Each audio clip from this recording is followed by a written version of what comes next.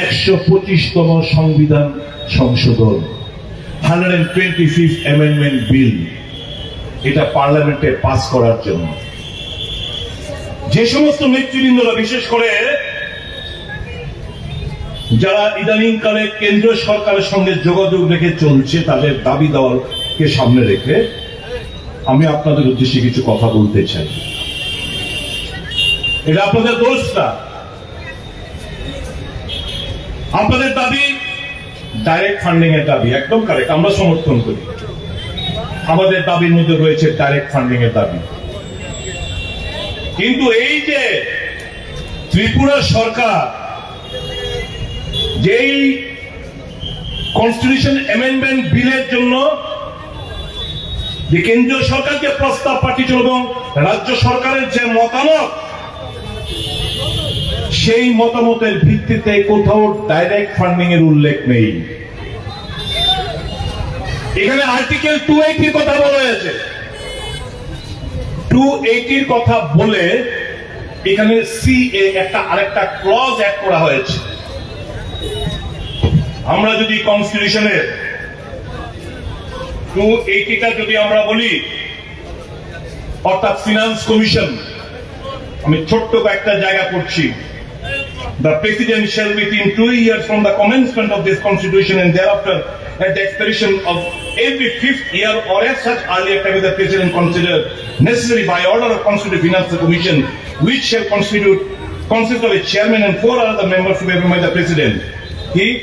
Number 2, Parliament may by law determine the qualification which shall be requisite for appointment of members of the Commission and the manner in which they shall be selected. 3, it shall be the duty of the Commission to make recommendation to the President as to the distribution between the Union and states of the net proceeds of taxes which are to be or may be divided between them under this chapter and allocation between the states of the respective share of such proceeds.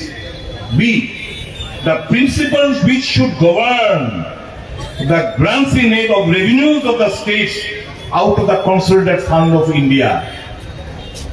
এই consolidated fund of ইন্ডিয়ার জায়গায় আপনাদেরকে কি করছে, এখানে CA দিয়ে বলছে যে এখানে বলছে the measures needed to be augment the consolidated fund of state, মানে আপনাদের অর্থটা কনসোলিডেটেড ফান্ড অফ স্টেট থেকে আবার রাজ্য সরকার কাছে অর্থ আবার আপনাদের ভিক্ষান্তি মনোভাব নিয়ে রাজ্য সরকারের কাছে বারবার দাবি করতে হবে। রাজ্য সরকার তারপর আপনাদেরকে রাজনৈতিক কারণে এই লেজিটিমেট ডিমান্ড গুলো আপনাদের ফুলফিল করা হবে না। কাজেই কংগ্রেস দল কি বলছে, কংগ্রেস দল 280 ক্লজ 3B দাবি করছে। তাহলে কেন্দ্র থেকে সরাসরি অর্থটা আমাদের এডিসি হাতে যাবে। আর কি আর্টিকেল 275 অফ দ্য কনস্টিটিউশন, আমরাও তো কনস্টিটিউশনের সলিউশন চাইছি। আমরা পরিষ্কার ভাবে কি কি আর্টিকেল আমাদের রাজ্যে প্রযোজ্য আমরা ব্যাখ্যা দিচ্ছি। আমরা শুধু একটা ভ্যাগ ওয়ার্ড কনস্টিটিউশনাল সলিউশন চাইয়ে हमको, আমরা শুধু এই কথাগুলো বলছি না। কনস্টিটিউশনাল সলিউশন আর্টিকেল 275 কি বলছে, provided grants from the union to certain states, provided there shall be paid out of the consolidated fund of India as grants in aid of revenues of a state, such capital and recurring sums as may be necessary to enable the state to meet the cost of such schemes of development as may be undertaken by the state with the approval of the government of India for the purpose of promoting the welfare of the scheduled tribes in that state or raising the level of administration of the scheduled areas daring to that of the administration of the rest parts of that state. আমাদের 3 নম্বর দাবি article 275 উল্লেখ নেই,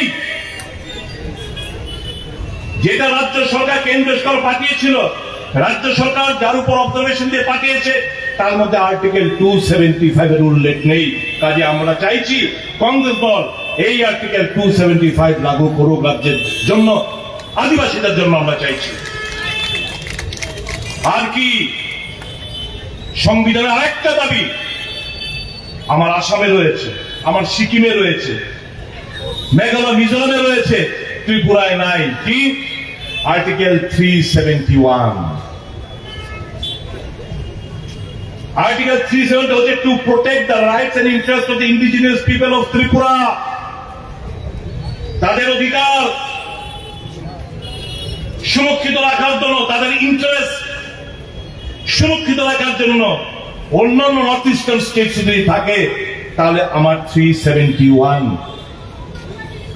এ বিথি এর GHIJ অব্দি আছে। আমরা বলছি 371 কে তোমরা এই রাজ্যে চালু করো। আর কি? Direct funding from the central to the ADC. এডিসির নাম আমরা চেঞ্জ করার দাবি করেছি। কি? Tripura territorial council. এটা শুধু ডিস্ট্রিক্ট কেন হবে? এটা কি একটা ডিস্ট্রিক্টের মধ্যে সীমাবদ্ধ নাকি? প্রত্যেকটি ডিস্ট্রিক্টের মধ্যে সেটা রয়েছে। কাজে এটা হওয়ার নাম হওয়া উচিত ত্রিপুরা টেরিটোরিয়াল কাউন্সিল। আর আমাদের দাবি কি? দীর্ঘদিন কংগ্রেস এই দাবিগুলোকে নিয়ে লড়াই করে আসছে।